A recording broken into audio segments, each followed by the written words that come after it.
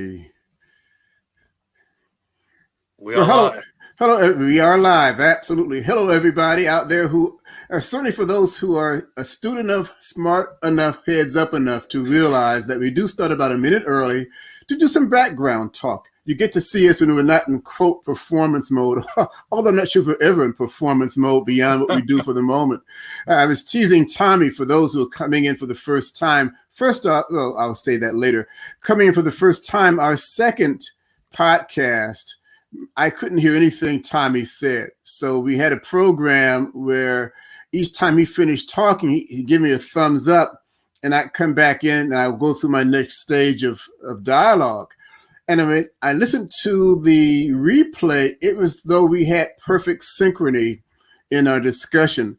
So I teased Tommy later. I says, I understand you're no worse or no better whether I hear you or not. So it's amazing how that works out sometimes. It's a good way to start the show, Joseph. Thanks, Right. buddy. But it also reflects how well we communicate and sync. Even without words, we still have a sense of common value. And that's why I totally enjoy doing these episodes with him.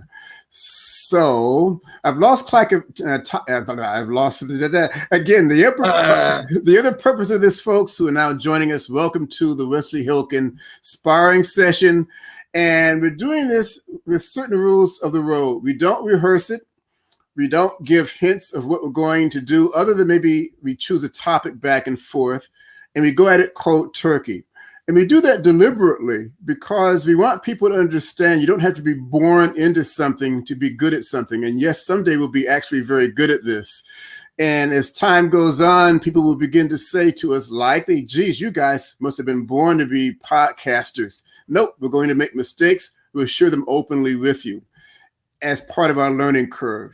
And by the way, if you have any questions, any comments, any opinions, feel free to chat in.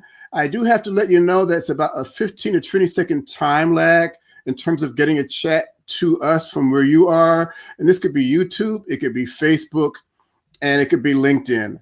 If you chat afterwards, we always follow up on that. So we may not get to you this particular session, but we will get back to you one way or the other in terms of questions, thoughts, or comments. Now, somebody asked me, what's the purpose of this chat session or a podcast? Well, it gives me the chance to pound on Tommy. And he tells us that confidence and public speaking are synonymous. And I just don't get it. As far as I'm concerned, you have to kind of be born that way. Look, I say I'm an introvert. And for me to get up in front of anybody, even with Zoom format, it's just a lot of effort. So my question to you, and I'm going to challenge Tommy to back up what he says. So my question for you now, Tommy, particularly with the elephant in the room, you might say, with this COVID-19 stuff, a lot of people, it's regurgitating back up again.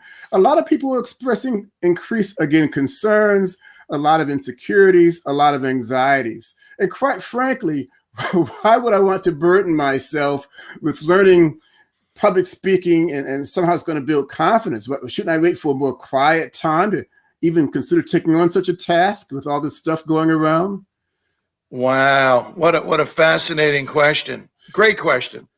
And I will say this, I have an answer that I'll share with you, Joe.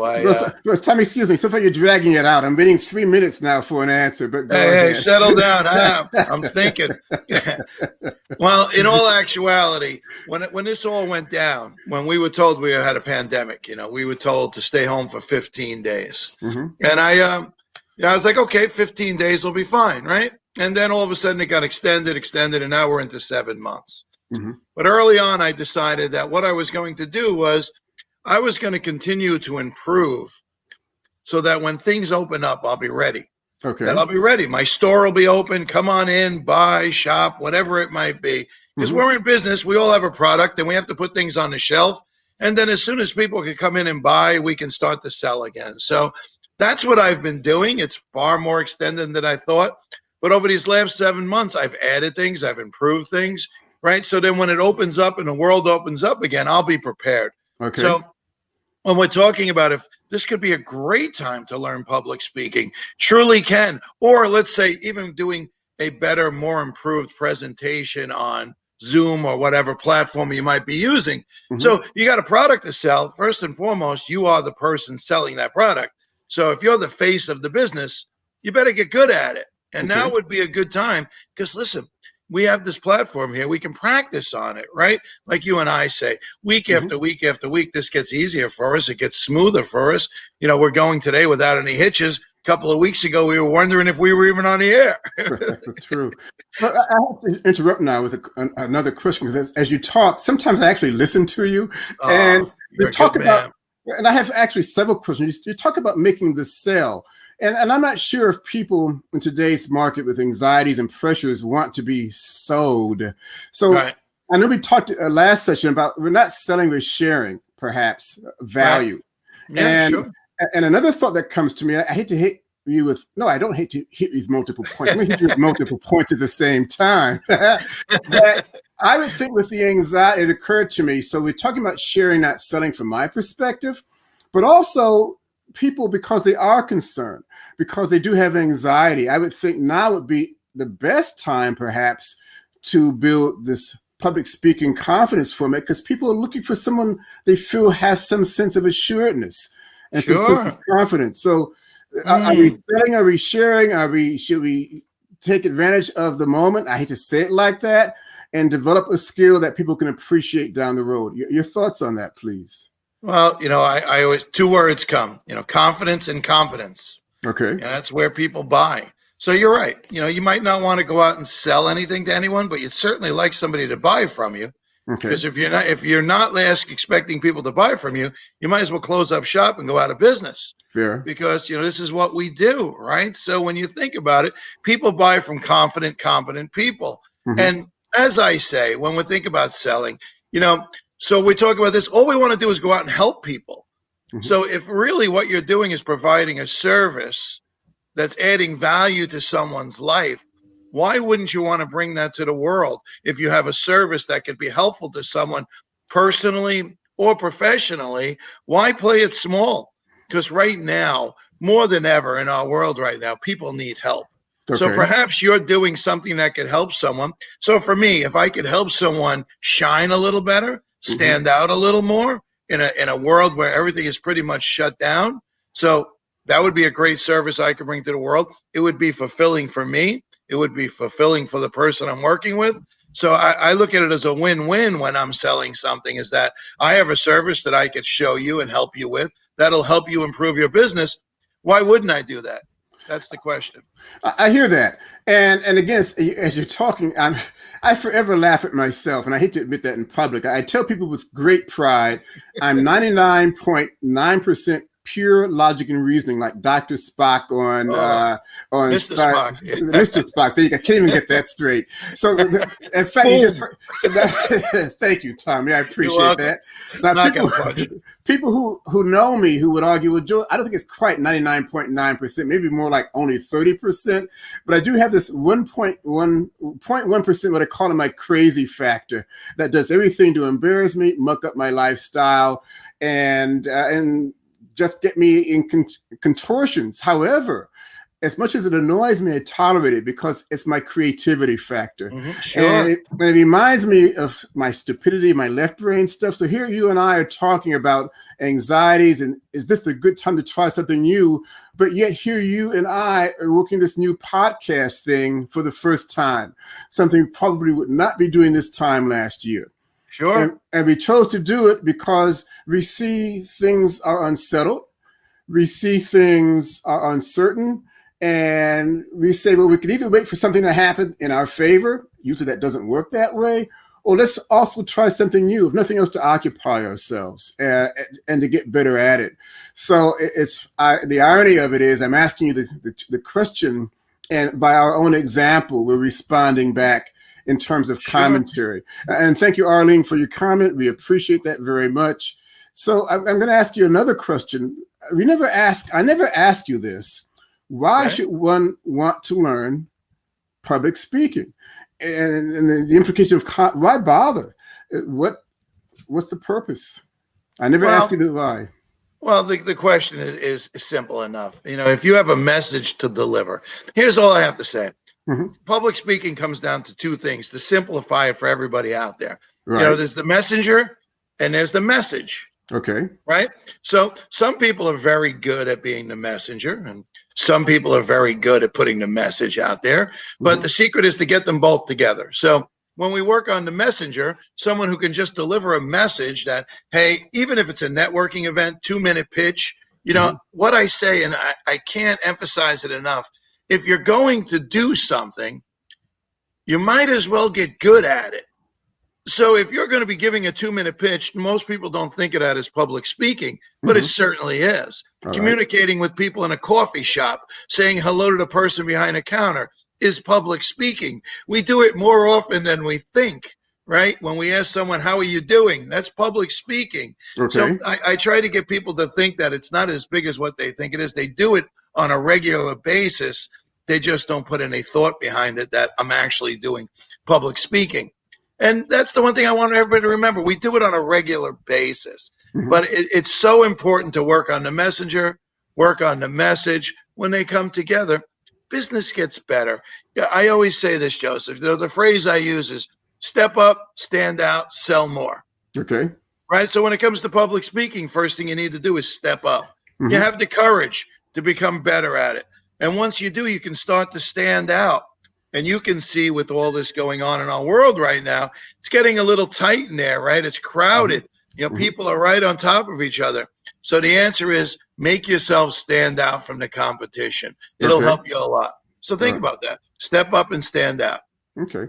And as I'm listening to you, another thought occurs to me. In fact, I'm going to laugh at this.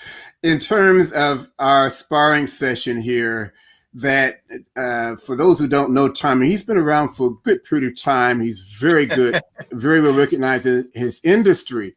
And I say that it's a positive, by the way, but there's always a catch to it. He leaves so much trail bits behind him. I can search him out better than a bloodhound can in terms of finding things like I want to pounce on him about. So trail bits. I like trail bits. There you go. I like that. So it makes my life kind of easy. How we go about this. I like that. One of the things that keeps coming, I have to change my tone if you like it. I don't want you to be liking what I'm saying here. Fair enough. Anyway, that being said, and thank you, Robert. We appreciate your comment. Excuse me. We talk about speaking. We talk about presenting. I look at people, it could be a network meeting, it could be a social group, it could be a political group. And before the formal program starts, you'll say, hey, Susie Q, how are you doing? And he or she may pull out a wallet and say, I just got a new grandchild, or this is my new boyfriend or my new girlfriend, or I just took this vacation. And people, even though I'm not asking the question, people are very quick to move things in my face because they have an enthusiasm for it. And they quietly don't care whether they want to hear it or not. Do you have a but yet when it comes to talking about one's business, all of a sudden we're potentially embarrassed. We're afraid people may not want to hear about that. What's your read on that? And how do you deal with something like that? And that's the point I'm trying to make, is that we consistently do this without thinking about it. I think once we start to think that we have to present, our heart starts to pound, right? And stand down and stay ready. Oh boy, oh boy, oh boy. We don't want to get political on this. So thank you very much, but we'll move that along. There's a curveball. Our first curveball, Joe. Hey, all right. We're getting some notoriety here. More publicity, if nothing else. So let's take this in a whole new direction. You know what it comes down to? It's with the presentations. I just want to share something that came to mind, if you don't mind, so I can counterpunch. Right. And I want to bring it back to where we were a little earlier. I think this could be helpful. I always believed in automobile university, that many of us had to travel to work. Let's say it's an hour, 45 minutes, right? Mm-hmm. Well, how you can educate yourself in the car. So think about that. 2 hours a day. 5 hours, 5 days a week, that's 10 hours of education. So what's happening is less and less people are in the automobile right now, and they're home. So no one's thinking, like you mentioned earlier, that we got together because we had the time to do this. And we used it in a productive way. So when we're talking about... Excuse me, Tony, I'm not so clear in that productive way yet, but we're still working on that. Well, we understand you've learned a lot. Yes, I have to admit, I'm just razzing you. That's all right. Razzing. I haven't heard that since 1970. What was this, the Little Rascals? Pretty much. I'm Raspberries. but I hate to break your train of thought, but what were you saying though? I'm sorry for that. That we have all these hours, if we really look at it, when we get up in the morning, if we're productive and we're going to be learning. So it's not so much the message of today is, yes, public speaking will help you step up and stand out, but being a lifetime learner, if this is what you want to learn, now's a good time to do it. But if there's something you always wanted to learn, could it be Excel, Word, building a website? We have 10, I will say most people have 10 hours a week now for education, is what I think is the most important thing we can do through this, is to educate ourselves that when everything opens up again, we'll be a completely different person who started out in March. So that's the suggestion of the day. My powerful punch to you, Joe, is, we have some time to learn now, and we should be using this time to learn a new skill, learn a new talent. Because in the world, the only thing people really buy from us is our skills and talents. Fair enough. Yeah. Fair enough. And that's a good point, mate. I'm so sorry. Thank you. I hate to, excuse me. Once I get over that moment. But I enjoy this. So Tommy and I agreed to work to take this home, ladies and gents. We agreed to work together because we both share, I think, a good sense of humor. I think it's great dialogue style. And we both share a sense of really wanting to give forward to people. And Tommy, I really respect you for who you are and what you do, but I'm still going to knock the crap out of you every chance I get. Expletive. Fair enough. So Tommy, want to take us home in the last 30 seconds of this in terms of commentary, something to think about?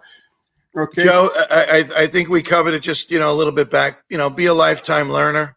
What can you learn now? What can you learn that you can teach someone else and help them?